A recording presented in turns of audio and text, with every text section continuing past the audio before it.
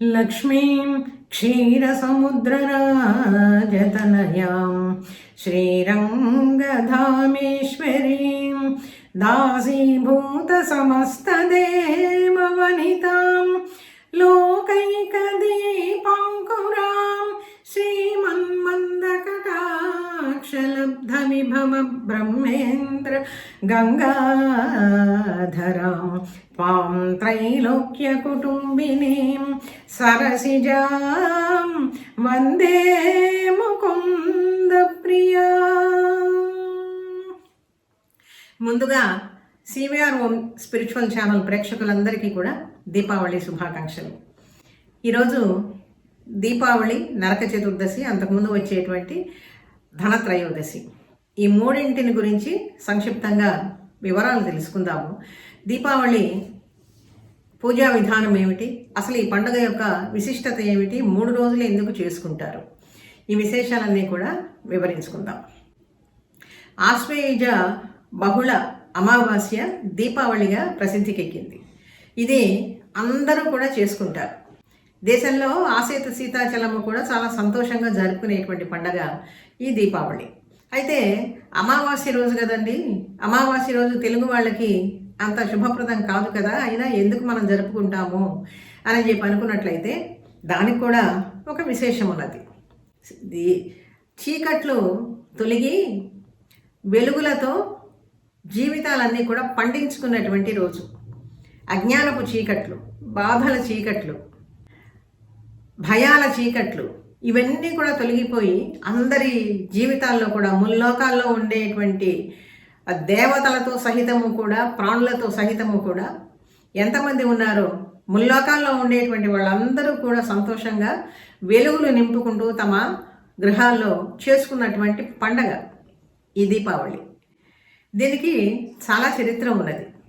ఎందుకు ఈ విధంగా చేసుకోవాల్సి వచ్చింది అంటే దానికి పూర్వరంగంగా ముందు వచ్చేటువంటి త్రయోదశి అంటే ఆశ్వయుజ బహుళ త్రయోదశిని మనం ధనత్రయోదశి అంటాం.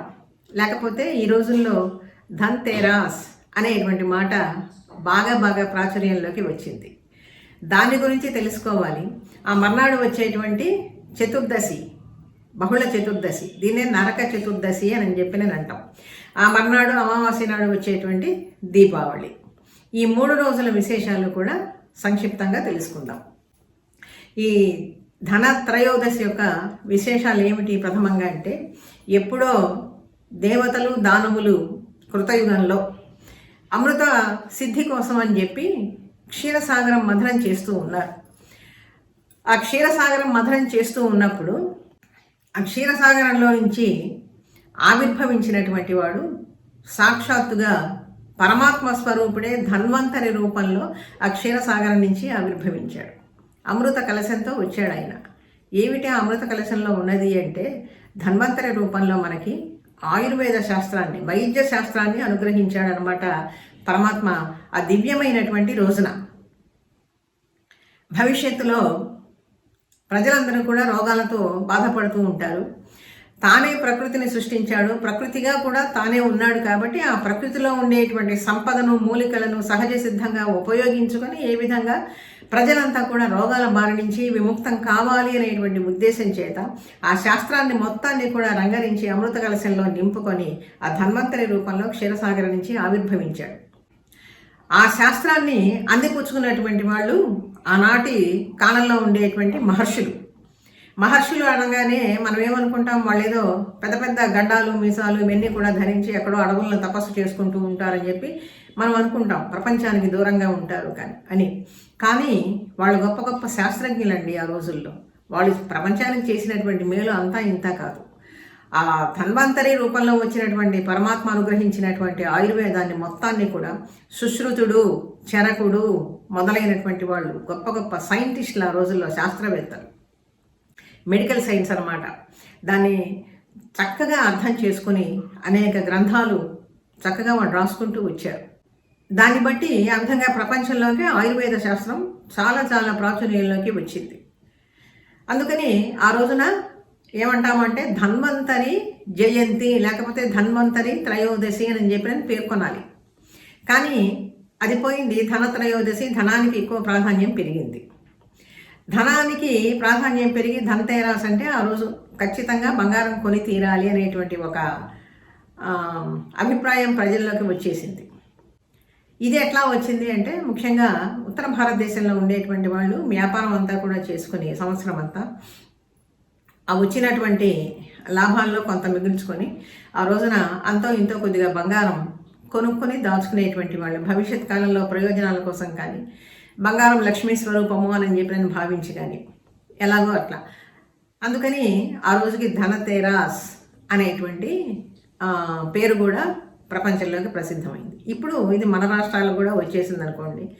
ఇప్పుడు సామాన్యులు ఎవరు కూడా ఈ బంగారాన్ని కొనుక్కునేటువంటి స్థితిలో ఎవరు లేరు. ఇది ఎవరికి కూడా సాధ్యమయ్యేటువంటి ధరల్లో కూడా లేదు, చెప్పుకోవాల్సిందే. అందుకని చెప్పి దాని గురించి మానేసి ఆ సువర్ణలక్ష్మి స్వరూపమైనటువంటి అమ్మవారిని ఆరాధించడం చాలా చాలా మేలు.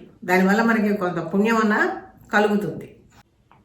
ఆ ధన్వంతరిని స్తోత్రం చేస్తూ సుప్రసిద్ధమైనటువంటి స్తోత్రం కూడా ఉన్నదండి. 2 శ్లోకాలు మనం తెలుసుకుందాం. ఆయన అనుగ్రహించినటువంటి శ్లోకాలు, ఆయన్ని ధన్వంతరిని ప్రార్థిస్తూ ఉండేటువంటి శ్లోకాలు. అచ్యుతానంత గోవింద విష్ణు నారాయణ అమృత రోగాన్మే నాశయా శేషాన్ ఆశు ధన్వంతరే హరే.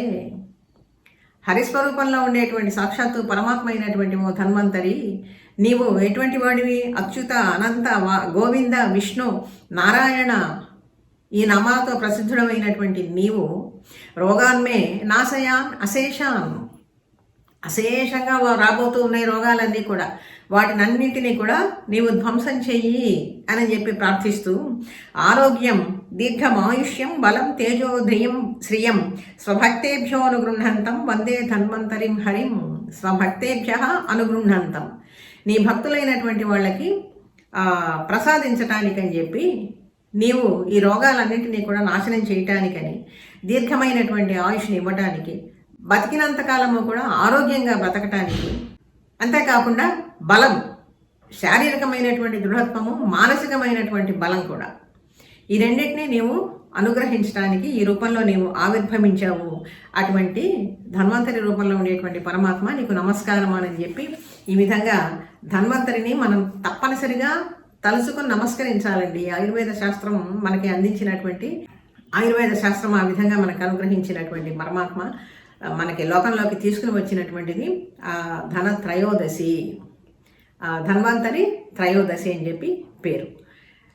ఇంకా ఇది ధనత్రయోదశికి ఉండేటువంటి విశిష్టత.